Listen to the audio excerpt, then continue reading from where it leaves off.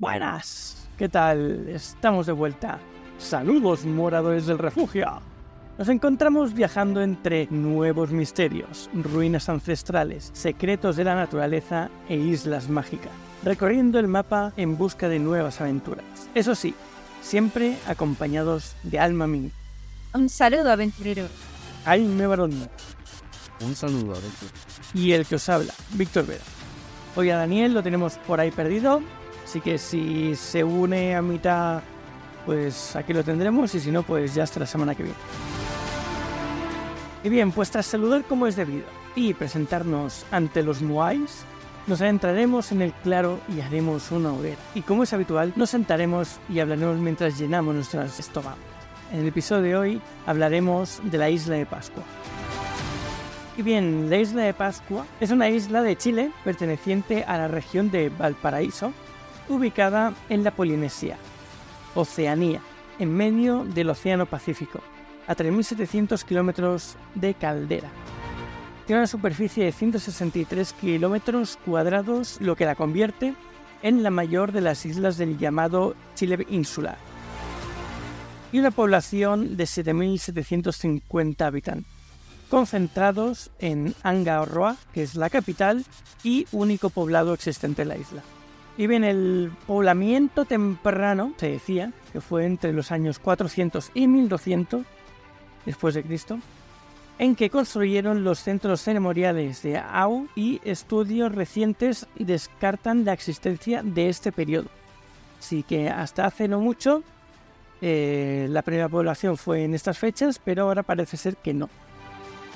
Después está la fase de Au Moai, que es a partir del 1200 hasta el 1680, en que empiezan los conflictos entre linajes y el culto al Tangata Manu, o hombre pájaro, que esto hablaremos ahora en un rato. Y estudios recientes consideran que este periodo es cuando se colonizó la isla. Y la fase del Uri Moai, desde el 1680 hasta el contacto con los navegantes occidentales, sería la última fase. Esto es coherente con los estudios antropológicos, arqueológicos, genéticos y lingüísticos. Hacia el 1200 comienza la etapa de mayor refinamiento de los Au y sigue mucha discusión respecto a las fechas, pero que Otumatua ha llegado en 1200 no parece estar acorde a lo que se sabe hasta ahora. Vamos a ir hablando un poco de estos periodos, más bien de la historia de la isla y un poco de lo que se hacía, ¿no? La cultura de los habitantes en la isla, los Moais y todo lo que conlleva esta islita. Bueno, esta isla yo creo que es famosa en el mundo entero, todos la conocemos por los famosos Moais, porque hay muchos otros misterios que rodean tanto la civilización de los Rapa Nui como las condiciones en las que vivían, que también hablaremos de ellos, es bastante misterioso. Pero lo que ha cautivado desde el principio ha sido estas imágenes, ¿no? Estos Moais, que son estas grandes estatuas con forma antropomorfa, que a veces pensamos que son solo cabeza, pero no son solo cabeza, tenían cuerpo, ¿vale? Algunas que tenían cuerpo, otras no. Y que esta civilización, los Rapa Nui, fueron yendo durante siglos y siglos con un origen incierto, y tampoco sabemos muy bien para qué lo hacían, ¿vale? Se sabe que hay distintas teorías, ¿vale? Hay muchas teorías de todo, pero no son cosas, como ha dicho Víctor, incluso con la fase temprana del poblamiento, ni siquiera eso está arqueológicamente determinado al 100%. Bueno, ya sabemos que la arqueología, como toda ciencia, va cambiando según encontramos vestigios nuevos, y nunca está completamente cerrado. La historia es así. Pero en este caso es lo que pasa con la isla de Pascua, que encontramos muchísimos misterios en el sentido de que no podemos corroborar ninguno. Podemos hacernos hipótesis, pero no podemos corroborar. Por ejemplo, empezando por el pueblo de Rapa Nui. El pueblo de Rapa Nui no se tiene claro de dónde vino, o sea, de dónde surgen. ¿Por qué? Pensar que lo que es la isla es una isla que tiene una dificultad muy grande, y es que no tiene apenas fuentes de agua dulce, por no decir que no tiene. Y las únicas fuentes de agua dulce que se conocen en la isla son unos pocos lagos, es una isla volcánica, también tiene un volcán, ¿vale? Unos pocos lagos volcánicos y posibles afloramientos, que es lo que se cree que era lo que posibilitaba a estas comunidades poder vivir, porque imaginaos, no se puede vivir en un sitio en el que no hay una fuente de agua. Incluso sin comida te lo puedes arreglar, pero sin agua, ¿cómo vives? Bueno, pues el origen de estas primeras gentes, de los Rapa Nui, que es lo que se conoce, también es incierto. Se dicen varias posibilidades. Una de ellas es que vinieran de la propia Chile, que es la demarcación en la que ahora se encuentra, pues está en la Polinesia, ¿vale? Otra alude a que fueran viajeros que venían del Perú, ¿vale? Porque tienen bastantes similitudes con los pueblos del Perú, tanto en la forma de trabajar la piedra, en la forma de adorar a los ancestros, en la forma de incluso de ellos mismos, ¿vale? Hay investigadores que lo asocian a eso, que eran exploradores que vinieron desde el Perú. Incluso hay otras teorías que explican que son gentes que cruzaron cuando en la zona había otra isla gigante, es decir, no llegaron a cruzar por mar, no eran navegantes, sino que cruzaron por tierra, ¿vale? Hay todo tipo de posibilidades para el origen de este pueblo, pero lo que sí sabemos es que se asentó en la isla y prosperó mucho, prosperó lo suficiente como para que, bueno, a ver, con reticencias, ¿vale? Estamos hablando de que en su mejor momento llegaron a ser unos 10.000, ¿vale? Pensad que durante la historia el poblamiento en la Tierra ha sido muchísimo, muchísimo menor a lo que conocemos ahora. Esto de que ahora en cualquier pueblo encontremos o ciudad pequeña, 10.000, 20.000 habitantes, o una ciudad grande, 800.000, eso es impensable. O sea, vosotros pensad que en la antigua Roma en su mejor momento eran 1.000.000 de habitantes y eso era una maldita locura para la época, una locura. Entonces, 10.000 habitantes en una isla con esas carencias son muchos y es a lo que llegaron en su momento de máximo esplendor. Y esta gente pues se dedicaba a muchas cosas y entre ellas fue hacer estas estatuas que no fueron pocas. Es que estamos hablando de que se han encontrado cerca de 1.000 estatuas, que son estatuas que no son pequeñas, van desde unas 15 toneladas que suelen pesar, bueno, oscilan, porque hay desde 2,5 hasta, ¿cuánto eran? ¿10, 15 metros? Creo que era la más grande. Una locura de tamaño, ¿vale? Y de peso. Eso es una de las cosas por las cuales se ha preguntado tanto cómo hacían para mover estas figuras.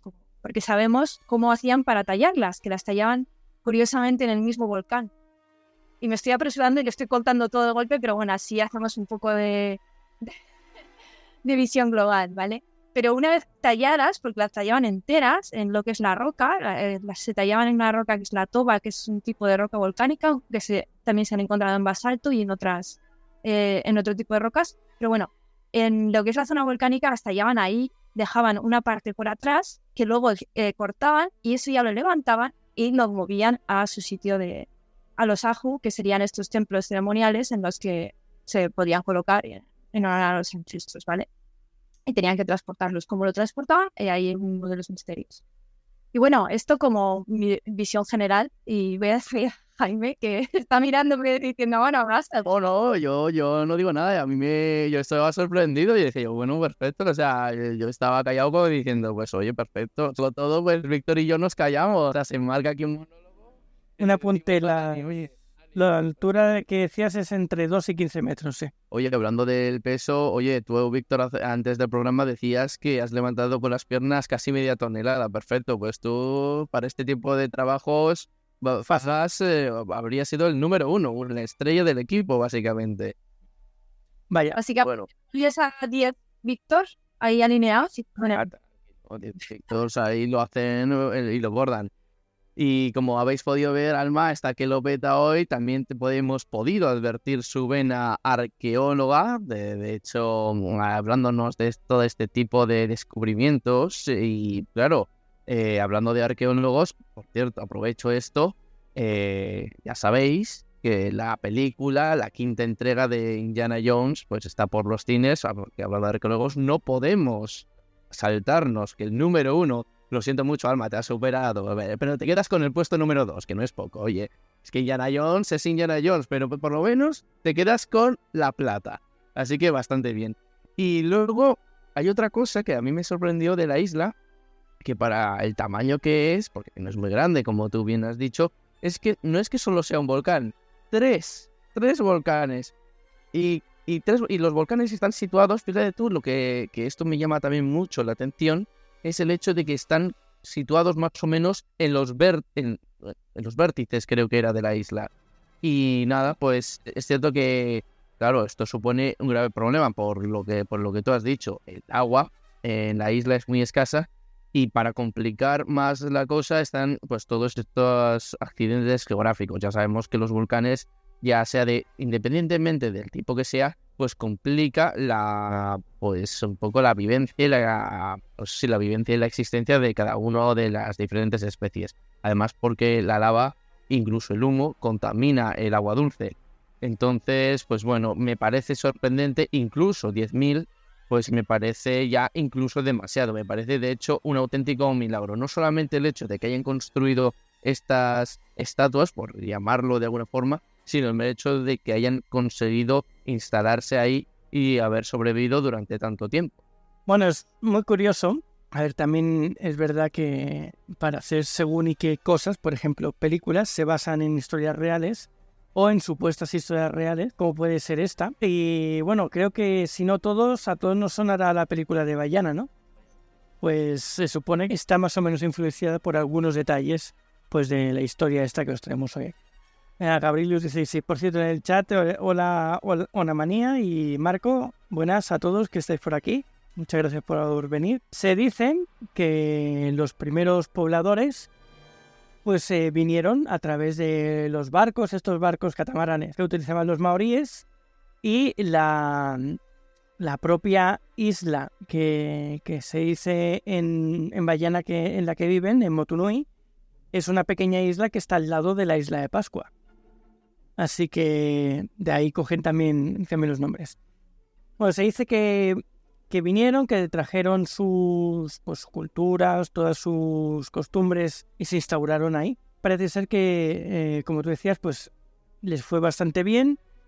Antes de llegar, uno de los chamanes que tenían, creo que recordar que era con un ave que portaban, pudo ver la isla desde el aire a través de sus ojos y decidió que esa isla era la que su rey necesitaba. Así que la encontraron en mitad del Pacífico y allí se instalaron.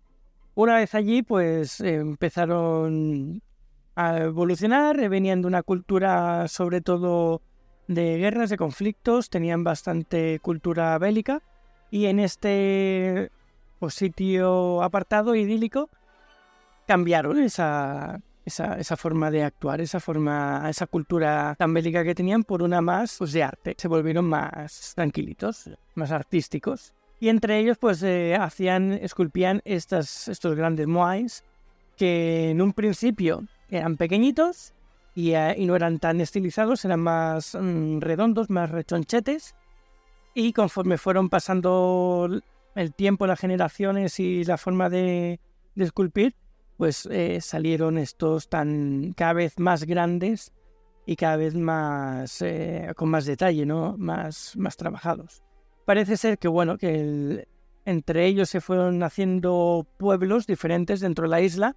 Gracias a su gran crecimiento demográfico, se crearon diferentes facciones. Y a raíz de esto volvieron a sus raíces un poquito más bélicas, no porque se llevaran mal entre ellos, sino porque parece ser que arrasaron, al ser tantos, con los recursos que había en la isla. Entonces empezaron a luchar entre ellos para conseguir esos pocos recursos que ya quedaban. Como se dice, o no sé si lo sabréis, esta isla estaba plagada de árboles, era bosque, tenía varios biomas incluso, y por lo que se sabe, arrasaron con todos los árboles y por lo tanto se quedaron sin recursos, tanto de madera como fauna, flora que podían hacer ahí al amparo de la sombra o de los propios árboles, ¿no? A raíz de esto y después de guerras, de tantas muertes, pues parece ser que hicieron o descubrieron parte de los guerreros a un grupo que estaba haciendo un ritual. Pues encontraron a un grupo que entre los linajes y el culto al Tangamanu, hombre pájaro que se llamaba, pues hicieron este tipo de ritual y parece ser que en todos los clanes o todas las facciones que habían aceptaron este ritual y a partir de entonces firmaron la paz con este tipo de acción, ¿no?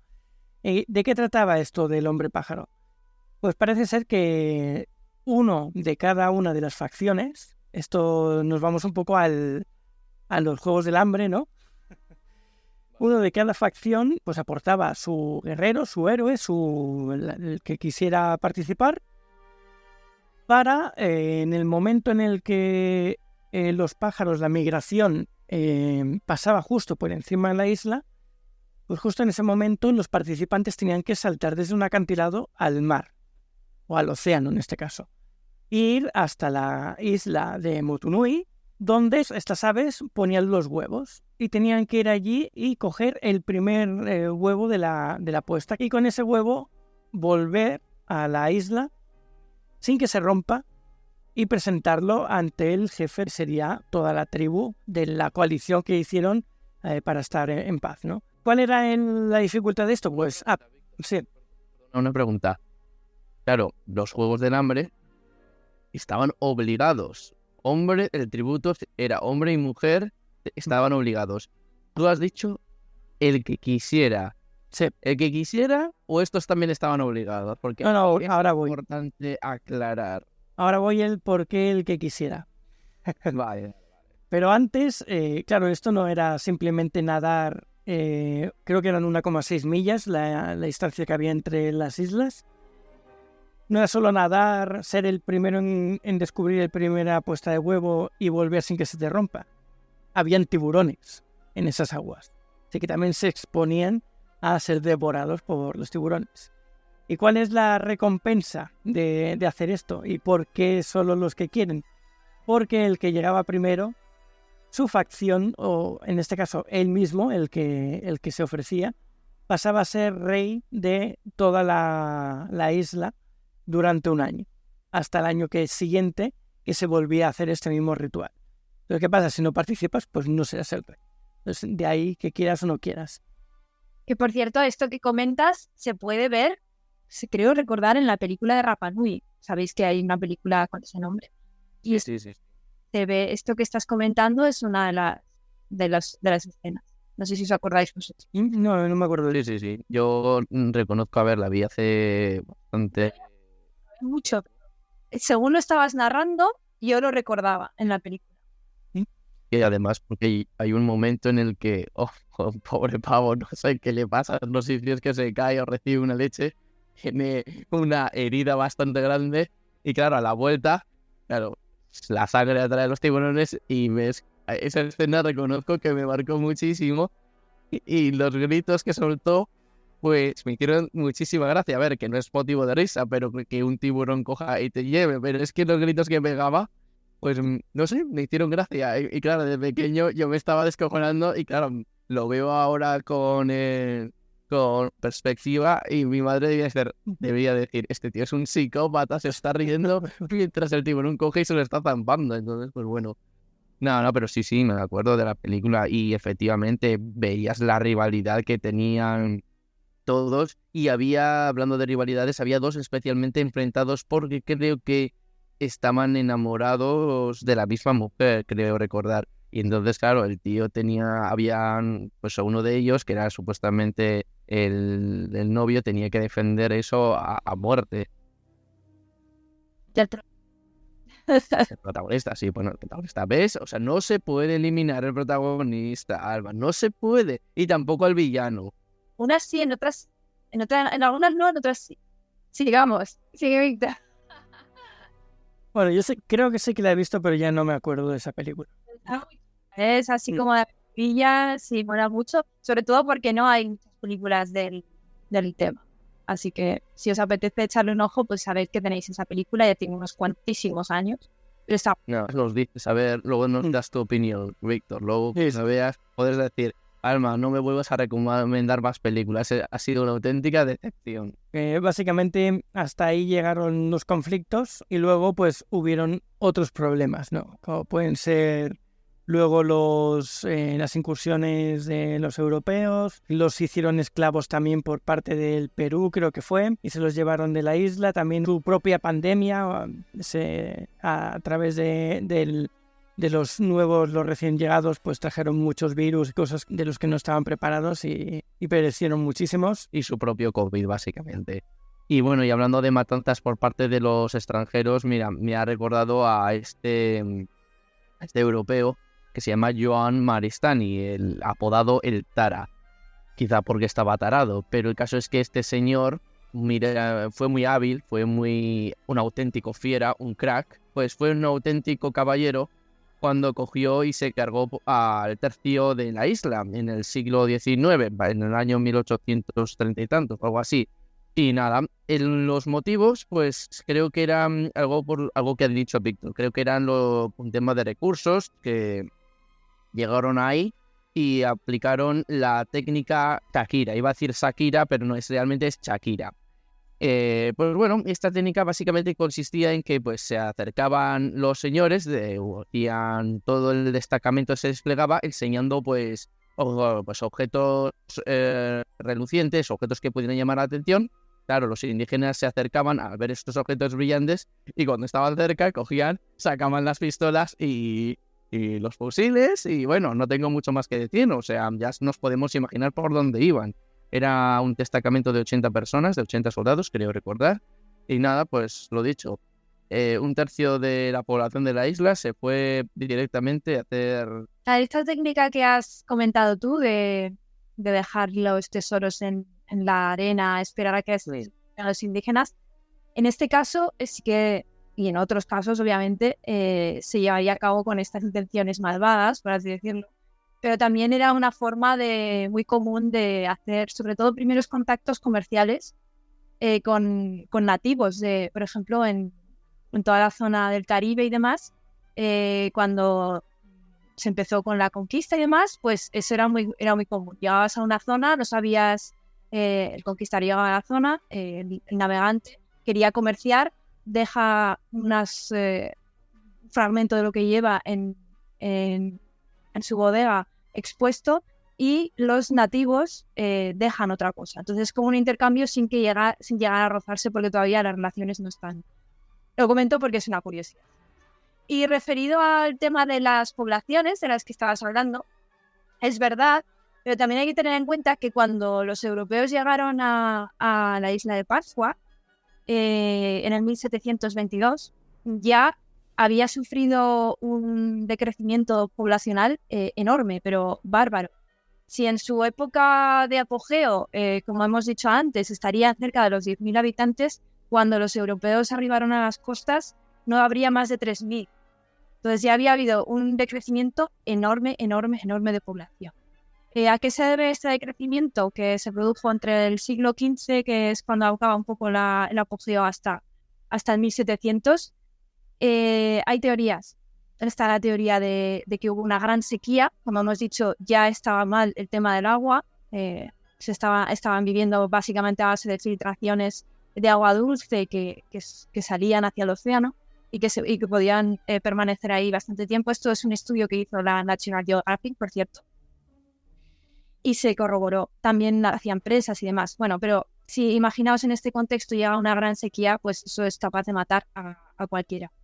Otra posible causa es la que ha dicho Víctor, es estos enfrentamientos bélicos entre facciones que acabaron pues con una masacre, por así decirlo, y el decrecimiento de la población, ¿vale? Hay distintas teorías. Hay otra teoría que también alude a que ellos mismos se cargaron su ecosistema de tanto uso, e incluso que hubo una plaga de ratas gigante que consumió todo el ecosistema. Entonces todo esto pues fue mermando hasta que llegaron ya los europeos en el 1722 y se encontraron ese panorama. A partir de ahí ya hicieron lo que hicieron. Yeah. Pero bueno, para que lo tengáis. Bueno, los moais, por lo que se ha investigado, se sabe, en un principio serían para conmemorar como zonas de ritual o de conmemoración de sus fallecidos. Los primeros moais se crearon en principio para eso, y los esculpían en la cantera que ha comentado antes Alma, cerca del volcán. Y parece ser que aparte de que al principio eran más pequeñitos y luego fueron creciendo en tamaño y se fueron haciendo más estilizados, lo que hacían, una de las cosas que tenían en cuenta, es que primero los sacaban de la cantera con su forma completa, pero la cara no se la hacían. Le hacían la nariz y le hacían la boca, creo que también, pero los ojos no. Llevaban a la estatua, al moai, al lugar donde tocase para venerar a su difunto, y en ese momento es donde les hacían los ojos. Y en el momento de los ojos ya estuviesen tallados, el espíritu de la persona que había fallecido se metía dentro del moai, y entonces es cuando le daba vida a la cara de la estatua, del moai. Esa sería, en principio, una de las razones del por qué hacían estas estatuas. Y por cierto, añadiendo a eso, decir que en los ojos se les colocaba una gema, creo que era turquesa, que se les enclavaba. Obviamente eso, pues supongo que no ha sobrevivido muy, muy bien, pero en un principio estaba. Los tratados de una gema seguramente la saquearan. Y bueno, como decíamos, cada vez iban siendo más grandes. Parece ser que aquí también el hecho de querer ser, después de la muerte, más importante y mejor que los anteriores, también llegó, ¿no? Esta práctica aquí. Entonces, por eso parece ser que es uno de los motivos por los que cada vez las estatuas eran más grandes. Hablando del tamaño de las estatuas, que ha hablado antes al principio Alma, hemos dicho que estaban entre 2 y 15 metros. Pero es que hay una, y que esa no llegó a levantarse de la cantera, aún sigue allí. La tallaron, pero no llegaron a terminarla. Esa mediría unos 21,65 metros. Sería la más grande de todas y la han llamado Te Tokanga. Y esta habría pesado unas 270 toneladas, mucho más que las anteriores. Si las que decíamos antes pesaban entre 3 y 85 toneladas alguna, pues esta doblaría y las triplicaría en algún caso. Para esa necesitarían, en vez de 10 Victors, 20 Victors. O más. No, Creo que 2000, ¿eh? Unos poquitos. Otra curiosidad es el emplazamiento de las cabezas, y es que todas se alineaban hacia el interior de la isla. Todas miraban al interior de la isla, y esto es una curiosidad porque otra de las teorías que se tienen sobre el por qué, porque claro, como os he dicho, no hay nada especificado, no hay nada escrito sobre piedra sobre la motivación de estos moais. Y una de las teorías que se tienen es que eran monumentos a la fertilidad, pero no a la fertilidad que estáis pensando, sino a la fertilidad de la isla, la fertilidad ecológica, ¿no? Entonces, por eso se colocaban rodeando y mirando hacia el interior, como que daban el poder a la isla. Para eso. Esa es una de las posibles teorías. Vale, para que conste, Alma, que yo, cuando has dicho fertilidad, pensaba en la fertilidad de la isla, no... Vale. Dios. Suenas muy bien, Alma, me gusta. Me gusta tu forma de ver las cosas. Pero es cierto que, por ejemplo, en muchas de las estatuas y los ritos de la antigüedad estaban relacionadas con la fertilidad en sí, como puede ser las Venus o como puede ser cualquier otra. Entonces, claro, es muy fácil irse a pensar en eso. Pero son dos.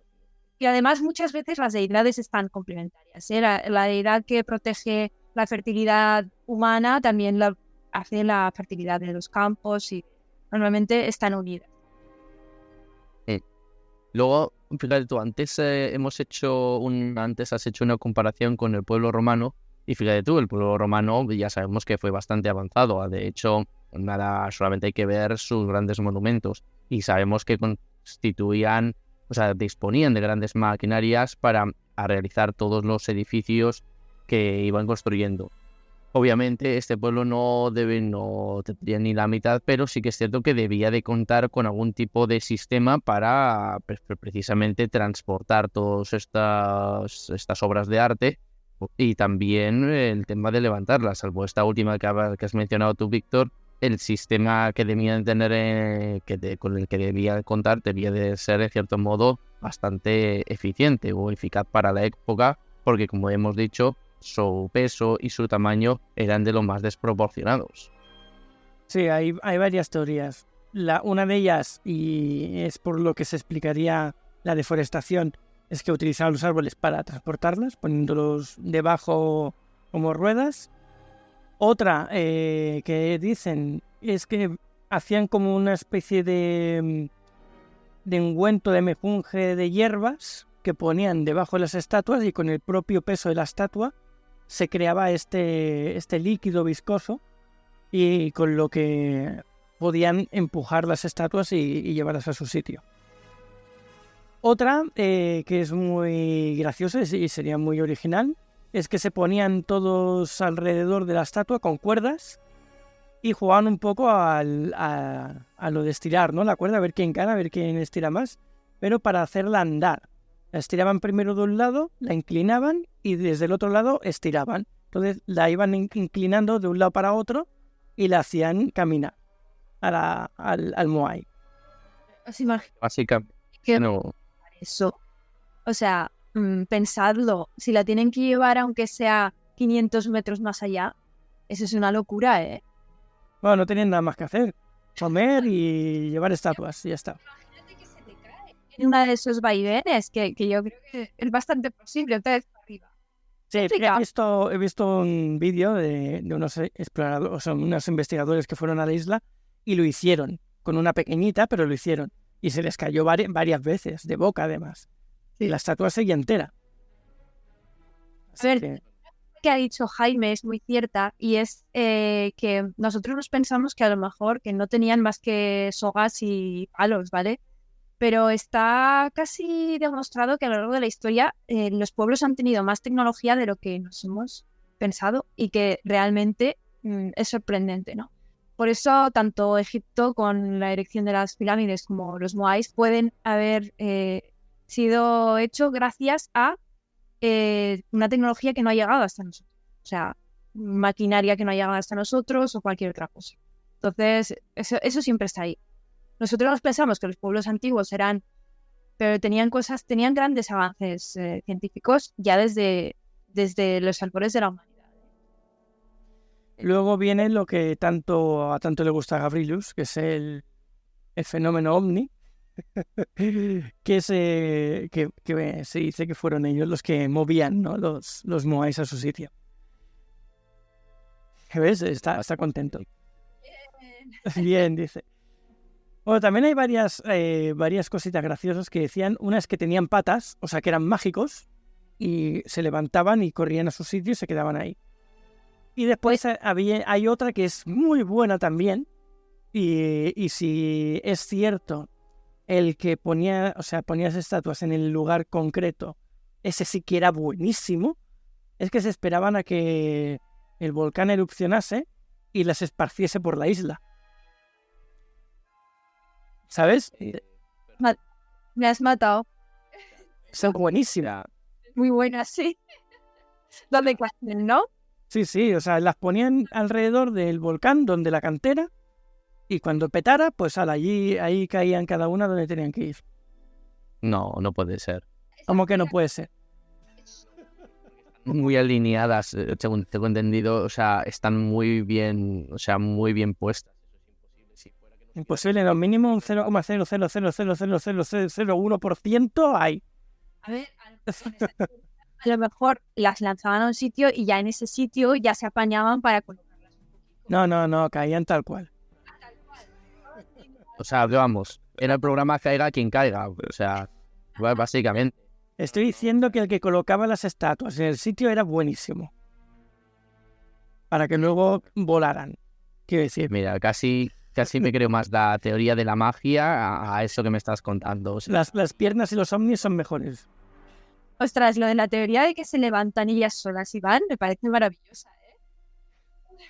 Desde luego. Y las son... ¡guau! Mira, dice una manía como las rotondas que aparecen de un día para otro, las traen en helicóptero. Pues sí, tal cual. Famoso. Y nos ponemos a especular con el fenómeno ovni, con los astronautas ancestrales, ya que le gusta tanto este tema a Gabrilius, es bueno hablar de él, ¿no? Para colocar estas estatuas tan pesadas, hasta 80 toneladas, es que sabéis a la idea de lo que es eso, es una maldita barbaridad para levantar, aunque sea con poleas, con cuerdas, con lo que tú quieras, es una maldita barbaridad. ¿No sería raro que si hubiera alguna presencia alienígena en el momento en la Tierra, pudiesen hacer, por ejemplo, con un rayo tractor, levantar y mover, como haríamos nosotros pues con un helicóptero o cualquier cosa para mover un edificio, ¿no? Entonces, eso sería muy plausible porque son además alargadas hacia arriba, se pueden coger y dejar, ¿vale? Bueno, esta teoría coge mucho peso cuando ves sus creencias y te dicen la creación del hombre y de lo que es la tierra es muy parecida a la cristiana, véase en Roma, ¿no? La gente en todo el planeta solo imaginaba una cosa, lo mismo. ¿O es que había un alienígena explicando lo mismo en todas partes? Que eso ya lo tocamos en un episodio hace tiempo. Curioso, porque es verdad que yo he leído que misioneros que llegaron en el siglo XIX se encontraron con que la cultura Rapa Nui, ya muy mermada, pero todavía existente, tenía muchas similitudes con la cristiana. Y eso es algo que me ha sorprendido mucho. Sí, por eso digo que es que al final no puede ser tanta casualidad. Que en Rapa Nui sea muy parecido. Que los mayas y los egipcios y en China y en todas partes hayan templos piramidales.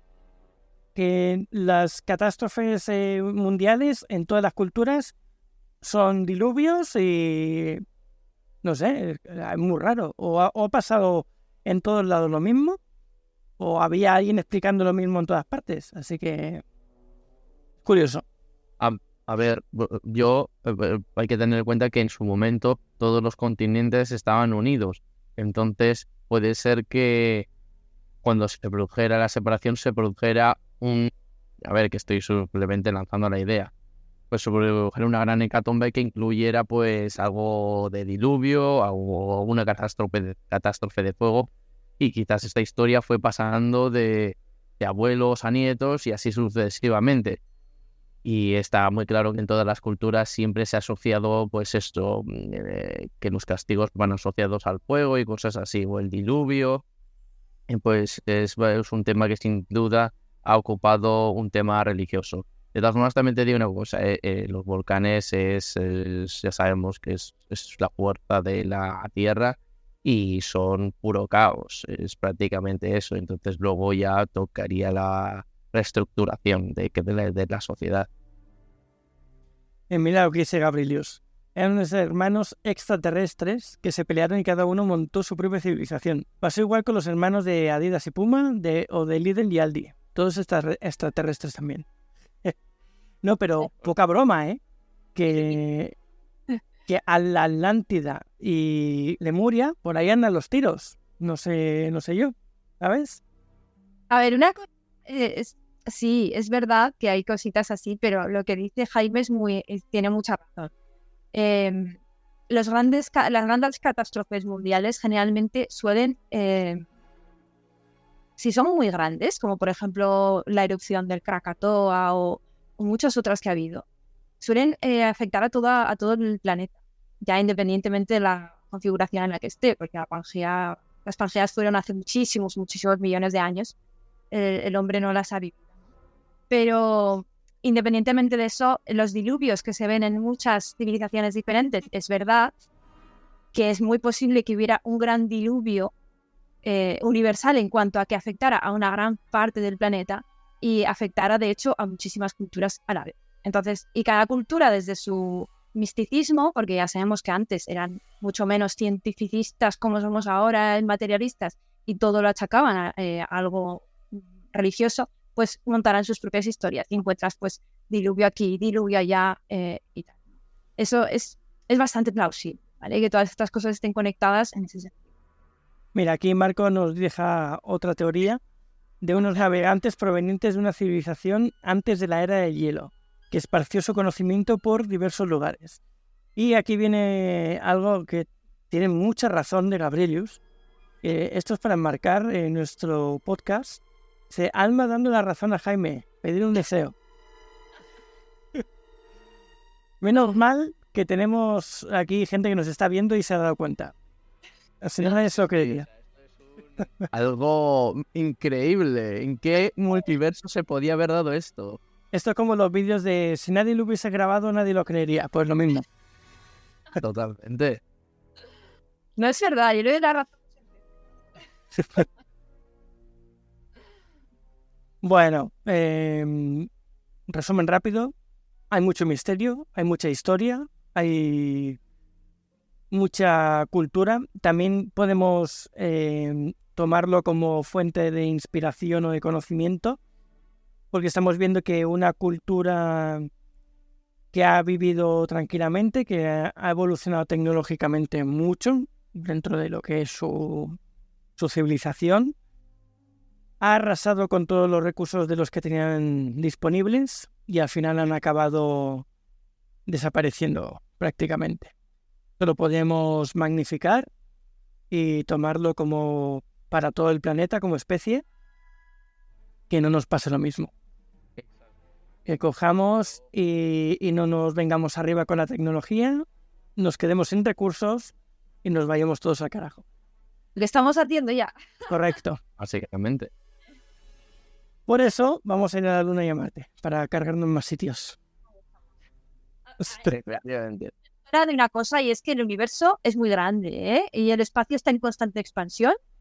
Así que la cantidad inenarrable de planetas que hay por ahí para descubrir, yo creo que justifica que nos vayamos ya al espacio y miremos otro sitio que destruir. O intentar no destruirlo. Ya, pero lo veo de complicado. Sí, pero bueno. No sé si los pleiadianos van a dejarnos hacer esto. Mientras solo podamos intentarlo, creo que no nos van a dejar. Pero bueno, como iba diciendo, y tras tanta charla y llenar nuestros estómagos de deliciosa comida y bebida, abandonaremos la hoguera en busca de alguna otra aventura. Pero no antes de deciros alguna de nuestras redes sociales para contactarnos. Aquellos que nos escuchéis en diferido, podéis vernos en directo cada semana en nuestro Twitch, saga-galdin, donde grabamos cada episodio y tenemos el chat para que nos comentéis cosas durante el directo. Luego tenemos nuestro servidor de Discord, que es Saga Galdin, y en el chat tenéis el enlace para uniros. Luego el Instagram y el TikTok de Alma es @alma_mínguez. El Instagram de Jaime es @jbarongrau, varón con B. Y tanto a Daniel como a mí nos puedes encontrar en Instagram o en cualquier otra red social como @sagagaldin, todo juntito.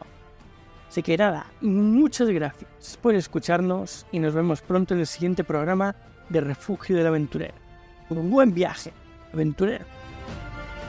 Espero que os haya gustado el capítulo de hoy. Y la verdad es que es súper interesante. Y la semana que viene nos vemos con algo todavía. Un saludo, aventurero.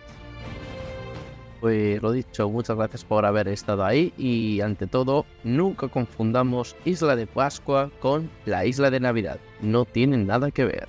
Un saludo.